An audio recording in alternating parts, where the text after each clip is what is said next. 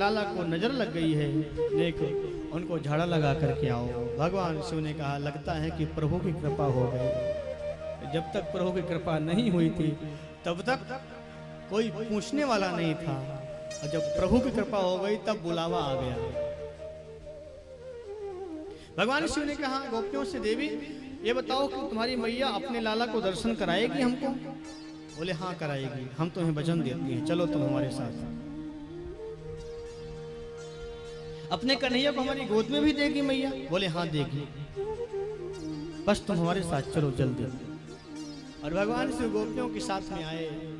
मैया यशोदा ने बड़े आनंद से बाबा को द्वार पर बैठा दियो आसन में, और अपने साड़ी के पल्लू में छिपाकर कन्हैया को लेकर के आई और सामने बैठ गई दूर। और भगवान शिव से कहती हैं बाबा ऐसो कोई मंत्र पढ़ दे तू कि मेरो लाला का रोजो बंद है जावे। भगवान शिव ने कहा मैया जरा अपने लाला के मुखारबिंद को तो दिखाओ, देखो तो सही कैसी नजर लगी है इसको। दुनिया को नजर लगाने वाला ठाकुर को किसकी नजर लग सकती है? इन गोपियों का भाव, मां यशोदा का स्नेह प्रेम का क्या वर्णन करे। भगवान शिव ने जैसे गोविंद के मुखारबिंद को देखा और भगवान शिव की आंखें भगवान कृष्ण से मिली और कृष्ण की आंखें भगवान शिव से मिली, अद्भुत दृश्य हो गए। सुखदेव भगवान कहते हैं परीक्षित अभी तक कन्हैया रो रहे थे, और जब भगवान शिव ने गोविंद के नेत्रों को देखा, नेत्र मिले, तब भगवान कृष्ण रोना बंद हो गया और भगवान शिव रोने लग गए। बोलो राधे राधे। भगवान शिव भाव में डूब गए और भाव के अश्रु बाहर निकलने लग गए भगवान शिव के।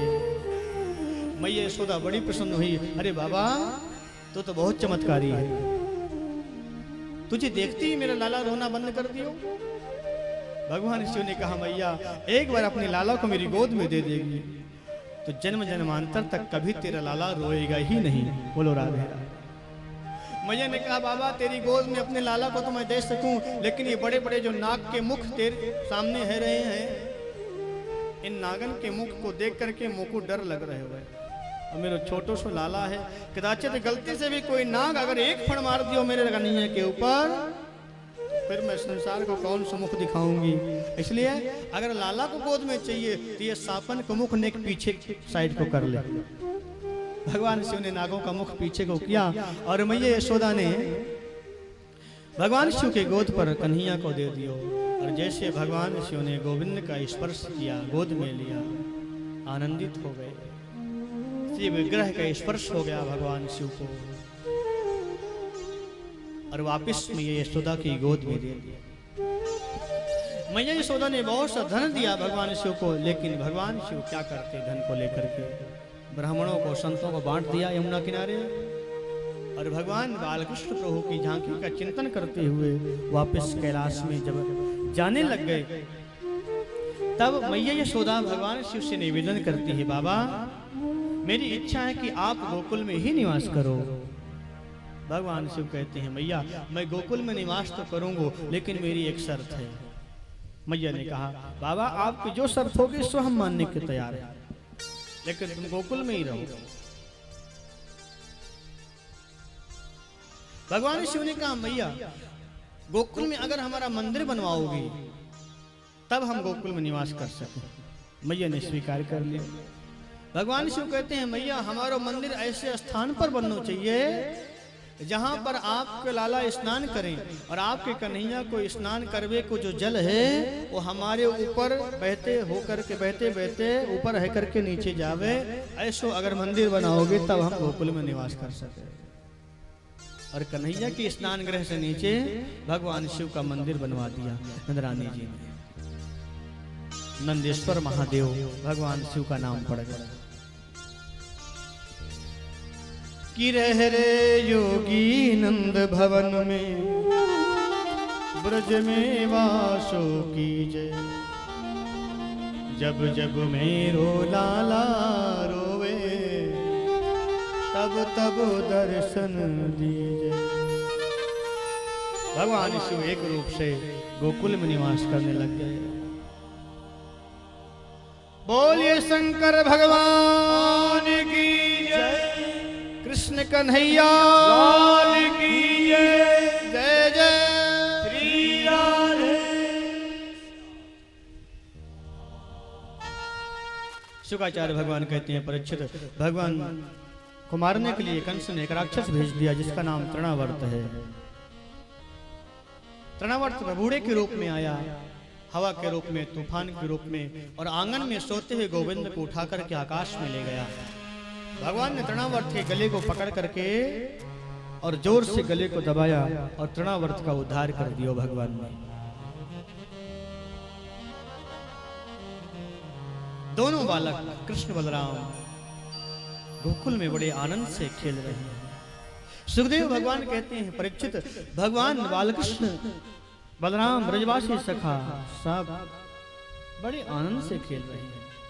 छोटे छोटे बालक, आज भगवान बालकृष्ण प्रभु 1 वर्ष से अधिक उम्र वाले हो गए और श्री बलराम जी महाराज कन्हैया से बड़े हैं।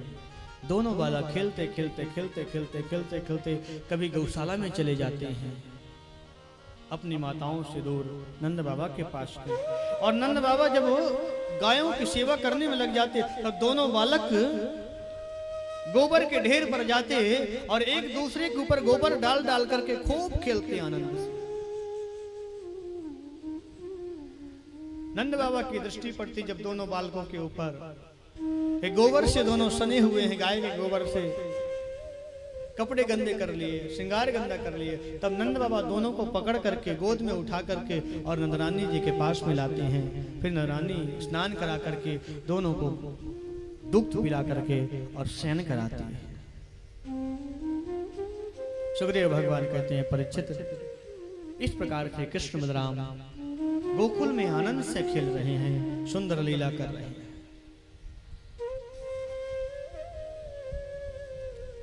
सुखदेव भगवान कहते हैं, परीक्षित, वसुदेव जी के पुरोहित गर्गाचार्य जी महाराज गोकुल में आए और नंद बाबा के जब गौशाला में पधारे तब नंद बाबा ने गर्गाचार्य जी का स्वागत किया, आसन पर बैठाया, माला पहनाई, सुंदर जलपान कराया और नंद बाबा गर्गाचार्य जी के चरणों में बैठ करके बोलते हैं, महाराज आपका पदार्पण हुआ गोकुल में, इससे मेरी गोकुल नगरी पवित्र हो गई। लेकिन मैं आपसे पूछना चाहता हूं, आप क्या करते हैं? गर्गाचार्य जी ने कहा, बस हमको तो एक ही काम करते हैं, अगर किसी का नामकरण संस्कार ना हुआ हो तो नामकरण संस्कार कर देते हैं, किसी की शादी पढ़नी होती है तो शादी पढ़ा देते हैं, किसी को कथा सुनाना होता है तो कथा सुना देते हैं। बस एक ही काम है। जब नामकरण संस्कार की बात गर्गाचार्य जी ने सुनाई तब बाबा जी ने, नंद बाबा ने कहा, महाराज आपने बड़ी चोखी भली बात याद दिलाई। अरे मेरे घर में तो 2-2 लाला आए हैं जन्म लेकर के, लेकिन दोनों, कोई 2 वर्ष का हो रहा है, कोई 1.5 वर्ष का हो रहा है, लेकिन नाम अभी दोनों का नहीं हुआ। मेरे बालकों का भी नामकरण संस्कार कर दीजिए आप, और अगर नामकरण संस्कार कर देंगे तो हम आपको बहुत दक्षिणा देंगे। गर्गाचार्य जी ने मना कर दिया, बाबा हम आपके बालकों का नामकरण संस्कार नहीं कर सकते, क्योंकि मैं वसुदेव जी का पुरोहित हूं। अगर मैं तुम्हारे बालकों का नामकरण संस्कार करूंगा तो कंस को शंका हो जाएगी कि लगता है कि नंद बाबा के यहाँ जो बालक है यही वसुदेव का पुत्र है। अगर वसुदेव का पुत्र नहीं होता तो वसुदेव जी का पुरोहित नामकरण करने के लिए गोकुल में क्यों जाते हैं? और जो भी तुम उत्सव करते हो बड़े धूमधाम से करते हो, और महाराज कंस को मालूम हो जाता है। नंद बाबा ने कहा गर्गाचार्य जी से, यदूनामहमाचार्य ख्यातश्च भुवि सर्वतः श्रुतं मया संस्कृतं ते मन्यते देवकी सुतम्। अगर आप शांति से कृष्ण बलराम का नामकरण संस्कार कराएंगे तब तो हम कर सकें, और अगर आप उत्साह से धूमधाम से उत्सव न करके नामकरण संस्कार कराएंगे तो हम बिल्कुल नहीं करेंगे। नंद बाबा ने कहा महाराज हम आपको वचन देते हैं किसी को भी विदित नहीं होने देंगे और दोनों बालकों का नामकरण संस्कार हम महल में नहीं रखेंगे। गौशाला में आप आनंद से बैठिए, मैं दोनों बालकों को लेकर के आता हूँ और तुम गौशाला में ही आनंद से दोनों का नामकरण कर दीजिए। नंद बाबा गर्गाचार्य को बैठा करके गौशाला में रोहिणी और यशोदा के पास में आए और देवियों से बोले देवियों दोनों बालकों को तैयार करके तुम शीघ्र चलो गौशाला और आज दोनों बालकों का नामकरण करवाना है। दोनों माताएं जब नामकरण करने की बात सुनी तब दोनों में उत्सुकता आ गई, तैयार होने लगी। सुंदर श्रृंगार क्यों, अपने अपने पुत्रों को सुंदर श्रृंगार क्यों, और दोनों माताएं बैठ करके आपस में चर्चा करने लगी। बालकों का नामकरण करवाना है। आजकल बहुत से ज्योतिषी ऐसे ढोलते रहते हैं खड़िया पलटन, बोलो राधे राधे। अब असली ज्योतिषी हैं कि नहीं है इसकी परीक्षा कैसे ली जाए। तो दोनों माताओं ने अपने अपने पुत्रों को अदला बदली कर लिया। रोहिणी के पुत्र बलराम जी को यशोदा जी ने अपने गोद में ले लियो और मैया यशोदा के पुत्र कन्हैया को रोहिणी माँ ने ले लियो।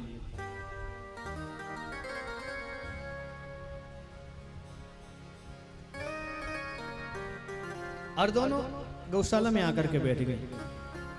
असली ज्योतिषी है कि नकली ज्योतिषी है मालूम पड़ जाएगा। अगर असली ज्योतिषी होगा तो देखते ही मालूम पड़ जाएगा, पहचान लेगा कौन किसका पुत्र है। और अगर कोई खड़िया पलटन होगा रास्ते में चलने वाला तो पकड़ लेंगे।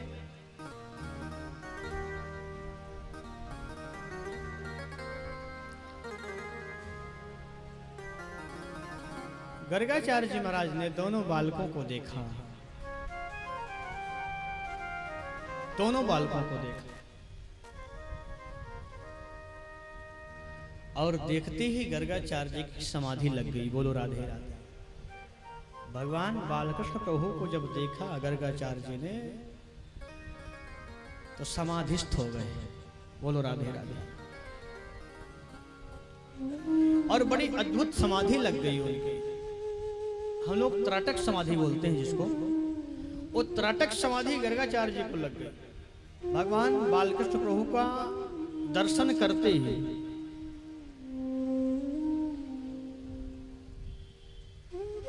एक ध्यान समाधि होती है,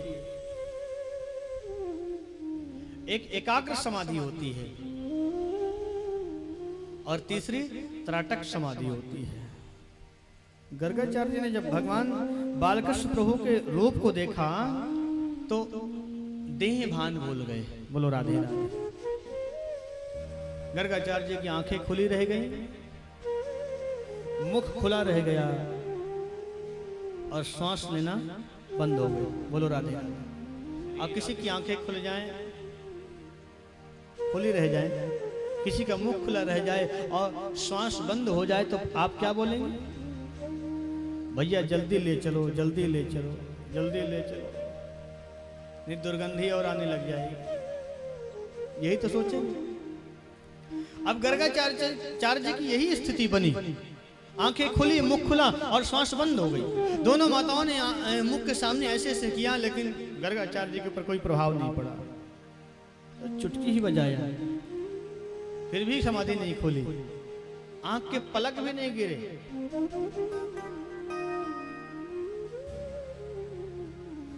हे भगवान, अच्छो खासो भलो बाबा आयो नामकरण करवे के ताई, और हमको तो ऐसा लग रहे हो है जैसे कि बाबा यही पधार गए। उत्सव तो पीछे रह गए हो, अब बाबा के क्रियाकर्म पहले करना पड़ेगा। बड़ी दुखी हुई दोनों माताएं। फिर दोनों माताओं ने बाबा के एक एक हाथ को पकड़ करके जोर से झिझकोरा, और जैसे जोर से झिझकोरा सो गर्गाचार्य जी महाराज की समाधि खुली। और जैसे समाधि से ऊपर आए तब मैया यशोदा कहती है, बाबा हम तो सोचे कि आप तो बिल्कुल भगवान के पास में चले गए, आपके मुख खुला रह गए हो, आंखें खुली रह गई, सांस बंद रह गई, हम तो सोची आपको जीवन लीला समाप्त हो गई। गर्गाचार्य जी ने कहा, मैया आप बड़ी भोली हैं, जब तक ध्यान लगा करके और मस्तिष्क की भाग रेखा नहीं देखते हैं, हम विचार नहीं करते हैं, तब तक हम भाग्य नहीं बता पाते हैं। अब मस्तिष्क रेखा देख करके ध्यान तो लगाना ही पड़ता है। मैया ने कहा अच्छा क्या आपने देखा, अब तो हमारे पुत्रों का नामकरण करिए।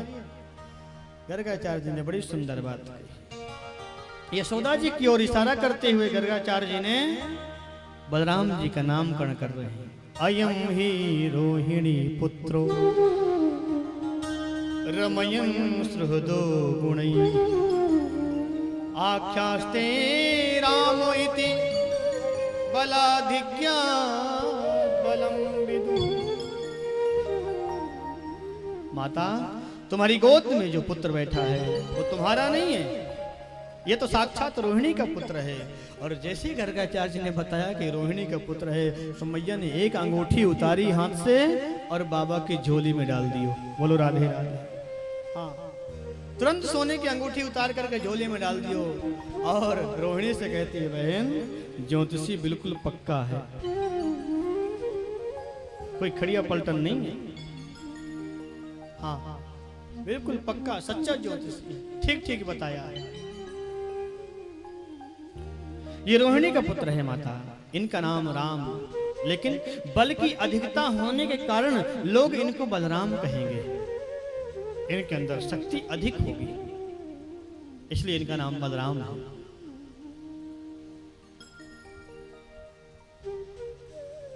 इनको लोग बलभद्र भी कहेंगे। भद्र माने कल्याण, जिसका बल समाज का कल्याण करे उसको बलभद्र कहते हैं। बोलो राधे राधे। इनको बलभद्र भी कहेंगे। दाऊ दयाल भी इनका नाम होगा। इनका एक नाम हलदर भी होगा, अनेक नाम होंगे इनके। इनका एक नाम माता संकर्षण भी होगा। रोहिणी माता, आपकी गोद में जो बालक है ये कौन है, उसका वर्णन कर रहे हैं गर्गाचार्य जी महाराज। आसान वर्णास्त्रयो हास्य गृहीतोऽनुयगं तनु शुक्लो रक्तस्तथा पीत इदानीं कृष्णतां गता। इनका पहले शुक्ल वर्ण था माता, फिर इनका रक्त वर्ण हुआ माता, फिर पीत वर्ण हुआ और अभी इनका कृष्ण वर्ण हो गया, श्याम वर्ण जिसको बोलते हैं। और कृष्ण वर्ण होने के नाम नाते इनका नाम मैं कृष्ण रखता हूं। काला है, थोड़ा सांवला है, काला जरूर है, सांवला जरूर है, लेकिन जग का उजाला है। बोलो राधे राधे। जग का उजाला माता, ये कभी वसुदेव का पुत्र भी बन चुका है, इसलिए इनका नाम एक वासुदेव भी है। बोलो राधे राधे। कण कण में बसने वाला ईश्वर, इनको वासुदेव कहते हैं। बोलो राधे राधे। जो कण कण में निवास करता है। दोनों बातें गर्गाचार्य जी बता रहे हैं, कभी वसुदेव का ही पुत्र बन चुका है। ये नहीं बता रहे कि ये वसुदेव के ही पुत्र बन करके आए हुए हैं, बता देंगे तो सारा राज्य खुल जाएगा। इसलिए इनका नाम वासुदेव भी है, कृष्ण। और कृष्ण का मतलब है माता कर्षित आकर्षित जीवा नाम चित्तम इति कृष्ण। जो जीव के चित्त को अपनी ओर खींच ले उसका नाम कृष्ण है। इनका नाम कृष्ण रखता हूं, वासुदेव रखता हूं। इनका नाम गोविंद होगा, मधुसूदन होगा, मुरलीधर होगा, बंसी वाला होगा, गोपाल होगा, अनेक नाम होंगे माता। और इनके अनेक जगह मंदिर बनेंगे, इनकी कथाएं गाई जाएंगी। आपका बालक बहुत होनहार है, इसमें दिव्य दिव्य गुण विद्यमान है। मैया यशोदा ने कहा देख बाबा, अगर दक्षिणा तुझे अधिक चाहिए तो मैं दे सकूं, लेकिन ठीक ठीक तो बतावे हमारे लाला के भाग की रेखा पढ़ करके। कभी भगवान बताता है, कभी सामान्य बालक बताता है। गर्गाचार्य जी ने कहा माता, तुम्हारे जो बालक हैं ये साक्षात ईश्वर के गुणों वाले होंगे, क्योंकि अगर भगवान बता देते तो भगवान ने पहले ही इशारा कर दिया था बाबा, भगवान बताने की आवश्यकता नहीं। अगर भगवान बता दोगे तो फिर मुश्किल हो जाएगी। और भगवान की पूजा लोग कैसे करते हैं सब जानते हैं। आप लोग तो बड़े आनंद से पूजा करते होंगे ठाकुर जी की, और कुछ लोग जो देखा देखी दूसरे को देख करके जो भगवान की सेवा करने लग जाते हैं, और ठाकुर जी को अपने आप जाते हैं दुकान से खरीद लेते हैं अपने आप, और ला करके अलमारी में बैठाल देते हैं। 2 अगरबत्ती सुबह, 2 अगरबत्ती शाम को, 4 चिनौरी दाना सुबह और 4 चिनौरी दाना शाम को, बस। और दिन भर अलमारी में बैठे रहो। स्वयं तो सुंदर सुंदर पकवान व्यंजन बनाएंगे, खाएंगे, और ठाकुर जी को केवल 4 चिनौरी दाना से ही सिलटा देंगे। भगवान ने कहा, अगर आपने मैया के सामने बता दिया कि मैं भगवान हूं, तो भगवान की जैसी पूजा होती है फिर मैया भी हमको अलमारी में बैठाल देगी, और फिर मामा कंस का उद्धार फिर हम नहीं कर सकते। अरे हम तो आए माखन मिश्री खाने के लिए, दुग्ध पीने के लिए, और अगर भगवान बनकर के मंदिर में बैठ जाएंगे तो 4 चिनौरी दाना से क्या होने वाला है। अरे भगवान बालकृष्ण का नाम ही ब्रजवासी लोग चटोरा कह करके पुकारते थे, इनका नाम ही चटोरा था। दिन भर खाते रहते थे, कभी गोपी के घर में मक्खन चुरा करके खाना, कहीं मैया के घर में अंधेरे से मटकी को माखन के निकाल करके आंगन में बैठ करके मक्खन को खाना। तो भगवान ब्रज में आए हैं माखन मिश्री खाने के लिए। तो लड्डू गोपाल जी की, बालकृष्ण जी की सेवा करने वाले भक्तों को तो ये चाहिए कि ठाकुर जी को दिन भर खिलाना चाहिए। बोलो राधे राधे। और वही पकवान रसोई में बनाओ जिस पकवान का भोग ठाकुर जी को लग सके। ऐसा भोग मत बनाओ जिस भोग को ठाकुर जी स्वीकार न करें और केवल आप खाएं, नहीं। वही वस्तु बनाइए, वही व्यंजन बनाइए जिसका भोग हम ईश्वर को लगा सकें। और जिस घर में गोपाल जी रहते हैं उस घर में सुख शांति आनंद परिवार में बना रहता है। ये गोपाल जी सुख शांति लेकर के बैठते हैं घर में, जिस घर में रहते हैं। तो इनकी सेवा करें तो खाली अगरबत्ती और 4 चिनौरी दाना से इनकी सेवा नहीं होती है। इनकी सेवा तो यही है कि सुंदर स्नान करवाओ और सुंदर श्रृंगार करो ठाकुर जी के सामने बैठ करके। और श्रृंगार कैसे करो? ऐसे श्रृंगार करो जैसे ब्रजवासी भक्त करते हैं ठाकुर जी का श्रृंगार। ब्रज की गोपियां ठाकुर जी का श्रृंगार जब करती हैं, राधा रानी का श्रृंगार करती हैं, तो श्रृंगार करने में जब डूब जाती हैं तो कई कई घंटे कई कई दिन श्रृंगार ही करते रहते। भगवान बालकृष्ण प्रभु वृंदावन में निधि वन में आज भी रास विहार करते हैं और सेवक कुंज में बैठ करके किशोरी जी का श्रृंगार करते हैं। अपने हाथों से सुंदर सुंदर पुष्पों से, सुंदर सुंदर फूलों से किशोरी जी का दिव्य श्रृंगार करते हैं। और भक्त लोग भी ब्रज में सुंदर सुंदर पुष्पों से, फूल के बंगलों से ठाकुर जी का दिव्य श्रृंगार करते हैं। और जब ठाकुर जी का दिव्य श्रृंगार हो जाता है और जब ठाकुर जी की झांकी का दर्शन करते हैं भक्त लोग, तब त्रिलोकी भी ठाकुर जी की सुंदरता के सामने फीकी नजर आने लगती है।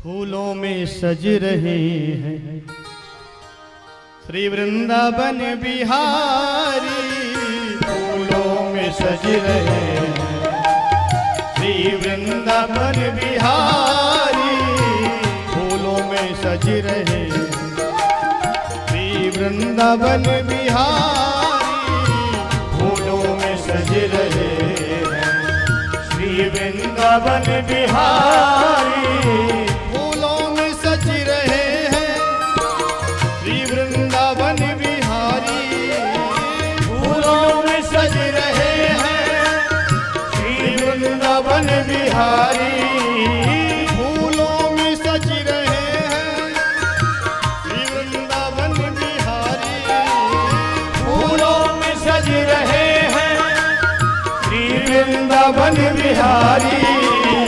और साथ सज रही है, और साथ सज रही है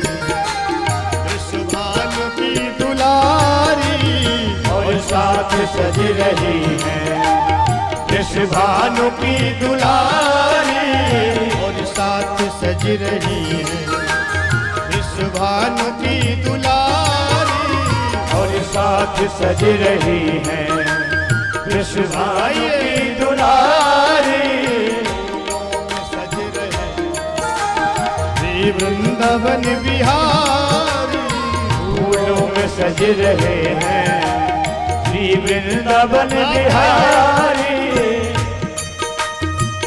हरि बोल। आप गाइए।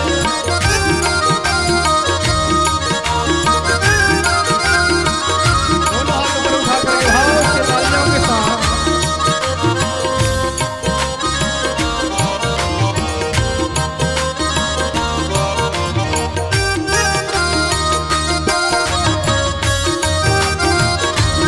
बिहारी जी महाराज की।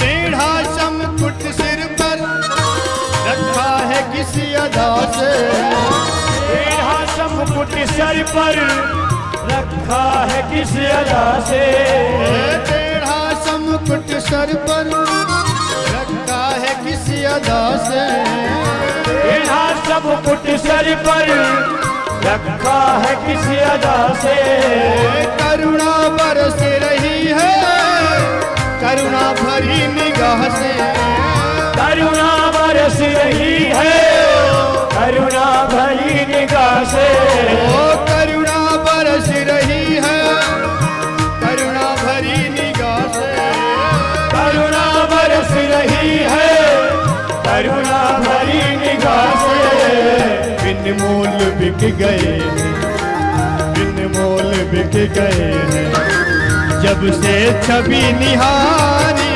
बिन मोल बिक गई है जब से छवि निहारी, बिन मोल बिक गए हैं जब से छवि निहारी, बिन मोल बिक गई है जब से छवि निहारी, फूलों में सज रहे हैं श्री वृंदावन बिहारी, फूलों में सज रहे हैं श्री वृंदावन बिहारी, फूलों में सज रहे हैं श्री वृंदावन बिहारी, फूलों में सज रहे हैं श्री वृंदावन बिहारी, फूलों में सज रहे हैं श्री वृंदावन बिहारी, फूलों में सज रहे हैं श्री वृंदावन बिहारी, और साथ सज रही है और साथ सज रही